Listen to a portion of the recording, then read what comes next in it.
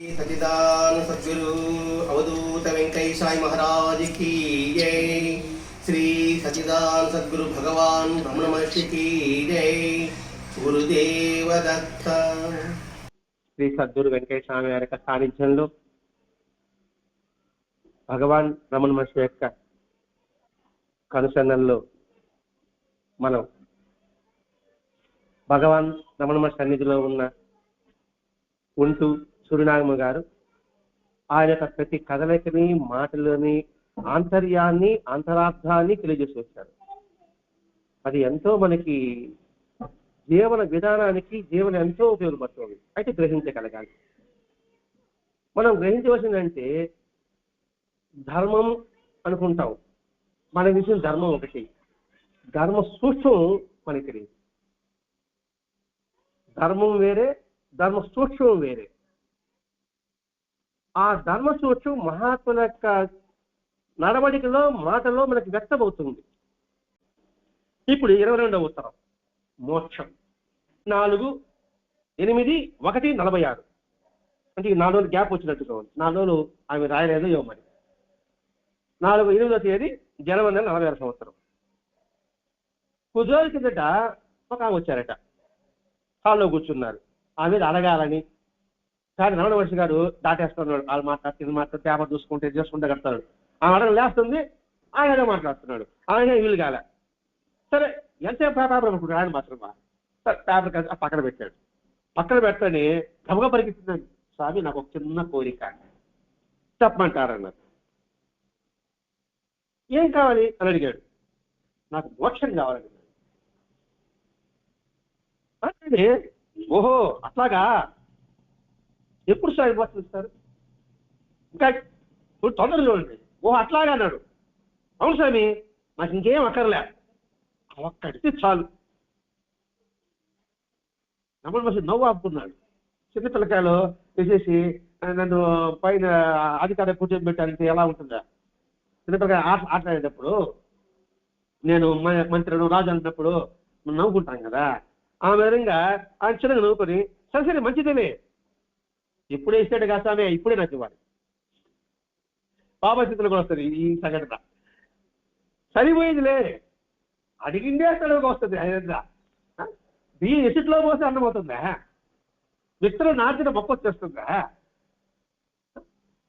కడుపులో పిండం పడగానే డెలివరీ అయిపోతుందా? చూడండి ఎంత ఆలోచించలేదు మనకి. ఇప్పుడే కావాలి, ఇస్తారా? పోయి వస్తా తొందర వల్ల అంటున్నాడు భగవాన్. ఇది మనకి హాస్యంగా అనిపిస్తుంది. ఆ సన్నివేశం మనం ప్రవేశించాలి ధర్మవాసం. మనం అంటున్నాడు. ఆమె గడపదాడు వెళ్ళగానే పెద్దగా నవ్వుతూ, మా మోక్షం ఒకటి చాలటయ్యా, ఆమె వేరే ఏమి అక్కర్లేదట. నా పక్కన శుభ్రష అందుకుని ఒక మనం ఉంటుంది కదా, మేము అందుకే వచ్చాం, ఏదో ఆగితే కబడ్డీ చేస్తే పరిశీలన తెలిసి మేము అందుకే వచ్చాం, ఇంకేమొద్దు మోక్షం ఇస్తే చాలు అంటుంది మిగతా వాళ్ళు కూడా.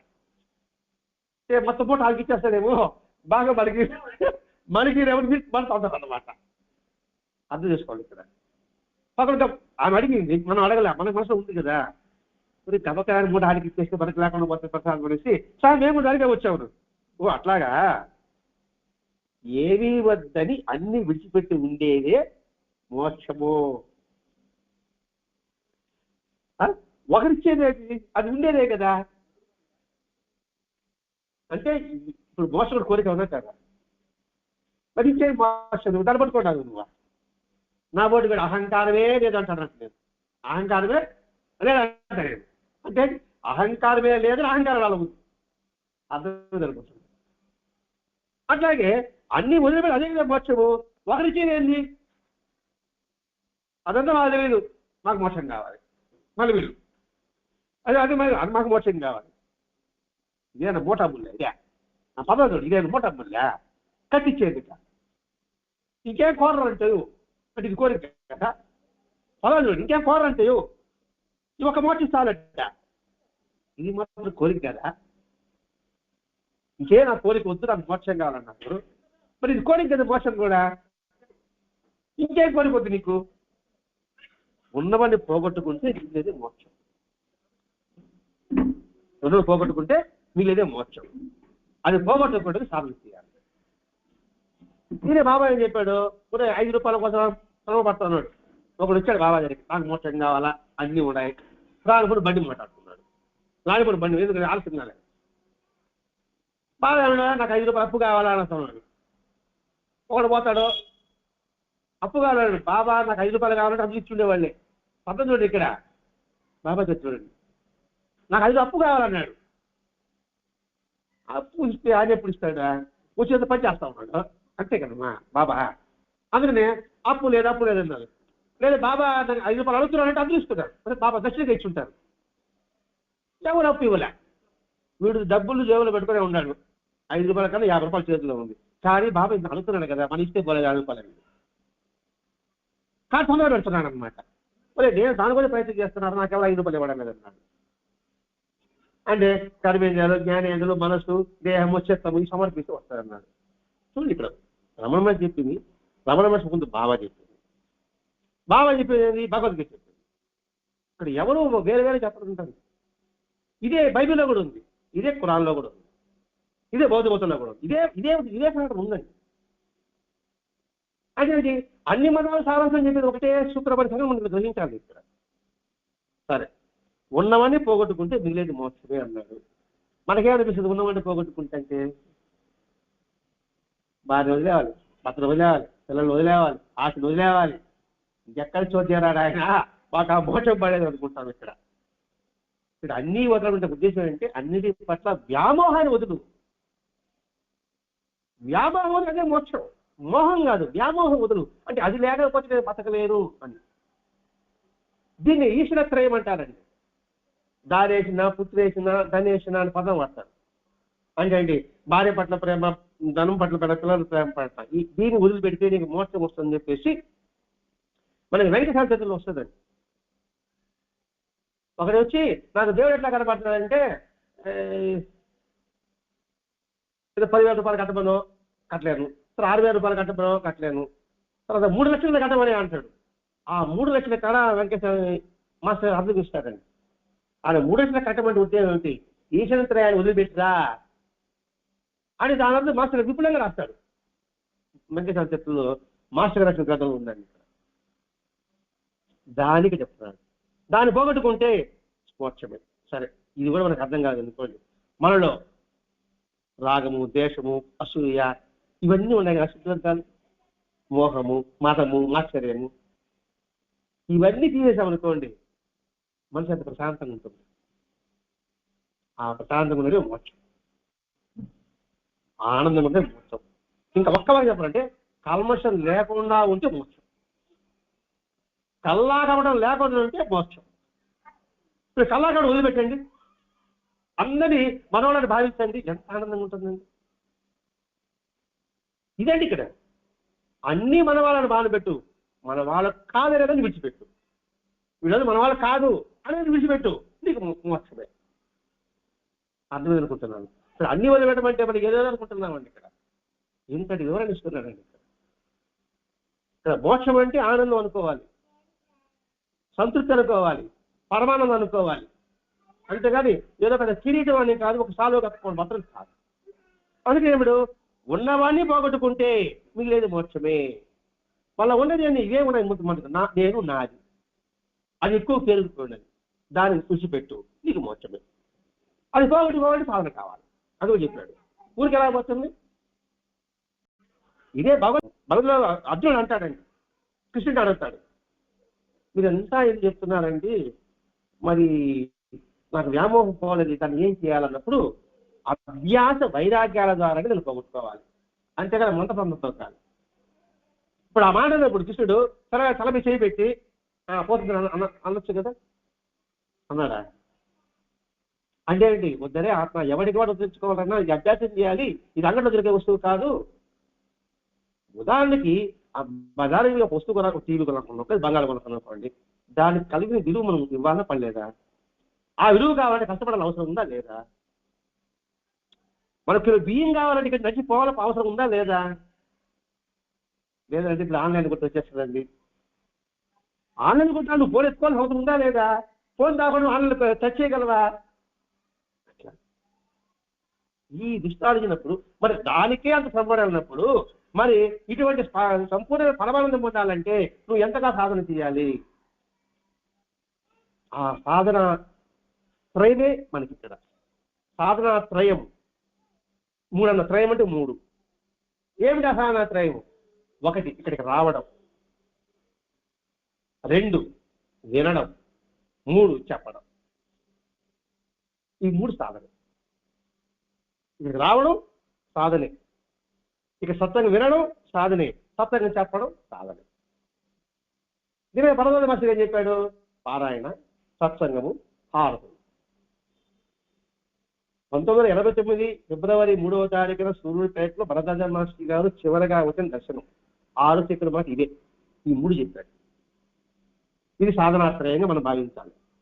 దీని కానీ చేసుకుంటూ ఉంటే దానంతటదే వదిలిపోతుంది. ఏది మనలో ఉన్న కల్లాపం అవుతుంది, కపటం అవుతుంది, కల్మషం అవుతుంది, అన్నీ పోతుంది.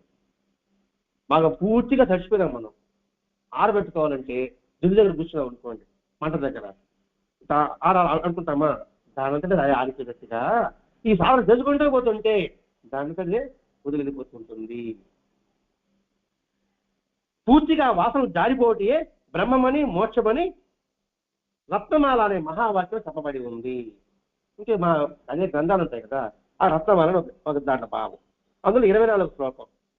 పూర్తిగా వాసన జారిపోటే బ్రహ్మమని, మోక్షమని చెప్పబడుతున్నది. వాసన తానవం బ్రహ్మ మోక్ష ఇచ్చ బీదేతే అని శ్లోకం అన్నమాట. వాసన తానవం బ్రహ్మ మోక్ష ఇచ్చ దీయతే. ఆ శ్లోకానికి అర్థం చెప్తున్నానండి. అంటే ఏంటి?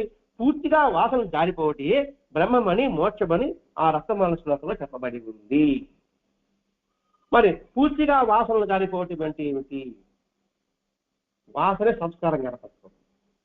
ఇక్కడ వాసన అంటే స్మెల్లింగ్ కాదు, వస్తువు మీద ప్రీతి, వ్యక్తి మీద ప్రీతి, పరిస్థితుల మీద ప్రీతి. ఆ ప్రీతి వాసనగా మారిపోతుంది, అది సంస్కారంగా వచ్చేస్తుంది అనమాట. కాబట్టి ఆ వాసన వదులు, తిను, పీల్చు, కానీ దాన్నే ధ్యానిస్తూ కూర్చోబాక. అలా ధ్యానిస్తుంటే అదే బాబా మన మొత్తం వెలుగుతూ ఉంటుంది అనమాట. ఆ సంస్కారం మారిపోతుంది. మారినప్పుడు అదే మనం బాగా చేస్తాం, అది దొరకనప్పుడు బాగా చేస్తుంది. ఇంకేం నీకు ఆనందం ఉంటుంది? ఇప్పుడు నాకు ఊరగాయ లేదు, ముద్ద దిగదండి. ఈ ఊరగాయ అన్నం తినలేమా? అది లేకపోయేటప్పటికి ఏమవుతుంది? మరి చిరుకోపం వస్తుంది. ఆ ఊరగాయ తలుచుకొని ఎందుకంటే ఈ పాట ఎప్పుడు మారిపోవడాకే తెలియదు. నీకు లేదు ఊరగాయ చేస్తాను, నాకు సంగతి చెప్తున్నాను తెల్ల. కాబట్టి ఫాస్ట్ వచ్చి పెట్టు, అప్పుడు ఆనందం ఉంటుంది. లేకపోతే ఊరగాయ లేదు, వాళ్ళు తిట్టాలా, నాకు టెన్షన్, వాళ్ళకు ఒక బాధ పెట్టట్టు, ఇన్ని బాధలు ఉంటాయి కదా. ఏముంది? దుఃఖం వస్తుంది. అది వాసనలు పూర్తిగా జారిపోవటి పదం అంటే ఇక్కడ వదులుకోమని కాదు. వదులుకున్నామంటే మళ్ళీ దొరికితే మనసు దాని దగ్గర జారిపోవాలా, అప్పుడే నీకు మోక్షం. నేను వదిలిపెట్టి నువ్వు బలవంతంగా వదులుతావు, నన్ను చూస్తారు మళ్ళీ అబ్బా అంత ఇంకే ఉంటా, అబ్బాయి సుబ్బాయి. జారిపోవాలంటే ఏమిటి? దాన్ని అదే వెళ్ళిపోవాలి. అదే వెళ్ళిపోవాలంటే నువ్వు సద్గుణాన్ని పంపిస్తున్నావు, పంపిస్తున్నావు అనుకోండి, అది బయట వచ్చేస్తుంది. ఇంకా మీకు అర్థం కావాలంటే ఇందుకు ఉదాహరణ చెప్పాలి తప్పదు. ఇంకా ఏం చేస్తావు? ఒక బాటిల్లో మురికి ఉంది, కింద అడుగు చేరిపోయింది, గట్టి పడిపోయింది. అది వేసిన రాదా, వెంటనే ఇంకా కొళాయి ట్యాప్ బాగా ఫోర్స్కి వచ్చే కొళాయి దాని కింద పెట్టండి. ఆ బాటిల్ చేస్తారనుకోండి, చిన్న మూత అనుకుంటారు, పెట్టండి. ఫోర్స్కి రావాలి నీళ్ళు.